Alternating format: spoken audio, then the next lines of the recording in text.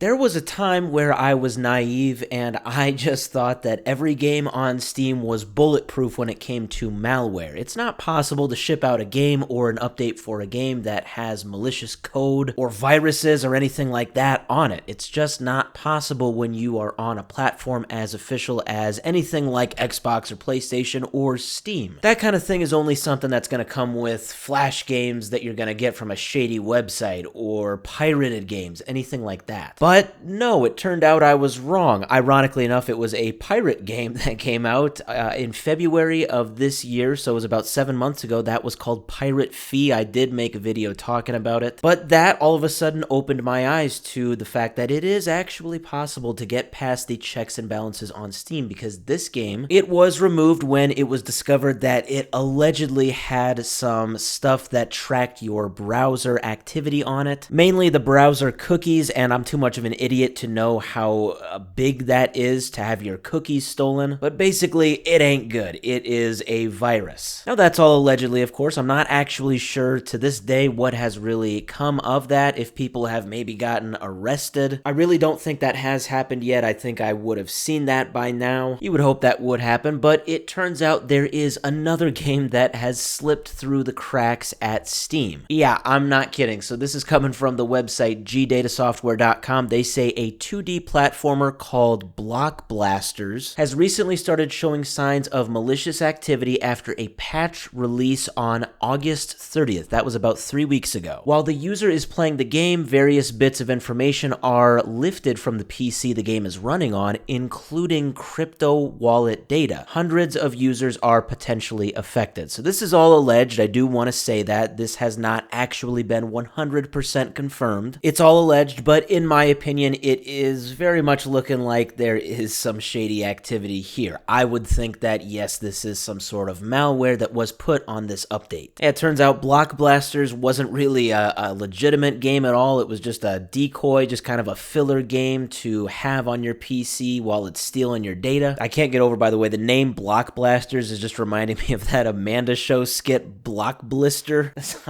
I'm sorry, I know that's getting sidetracked, but I don't know if anybody remembers that. I just can't stop thinking about that whenever I say BlockBlasters. Okay, anyway, when we look this game up on Steam now, you can see it on Google, but when you click on it, it just takes you to the homepage of Steam. So it does seem that, at least for the time being, this game has very much been removed by Steam. But I did want some general info on it, so I went to the Wayback Machine. This is the most recent screenshot I could find of the game. This was taken yesterday, September 21st. So we can see that the game just came out about a month and a half ago on July 30th. It had some very positive ratings, it looks like, and it was developed and published by some company or person called Genesis Interactive. And when I look on Steam's website, it looks like this developer and publisher has been removed, and when I look on Steam database, it looks like this is the only game that has been made by this company or whatever it is. And here's some screenshots also from the game that I got from the Wayback Machine, and yeah, it just looks like your standard 2D indie kind of game where I don't know, you blast blocks, and that's kind of it. And it's kind of weird and eerie to look at these screenshots of kind of just what looks like a fun game, all to know now that it was basically just a decoy. And what's really sad is that I thought that was kind of just going to be where this video ended, where this story ended, but as I was doing my research before I started recording, I saw this right here. This is extremely unfortunate. Again, with the allegations of malware with this game, I want to say also with this is also alleged. I can't confirm that this actually happened, but I did see that people were talking about this. Streamer gets scammed out of their cancer treatment funds worth approximately $30,000 after downloading a Steam game which contained malware. I've linked this in the description, but it's very sad. It's just a clip from somebody's stream where they are realizing that apparently they just got $30,000 stolen from their Steam wallet. I looked into this story too. It looks like the whole thing is that this person was doing a live stream to raise money for their cancer treatment. They got $30,000. I don't know if it was just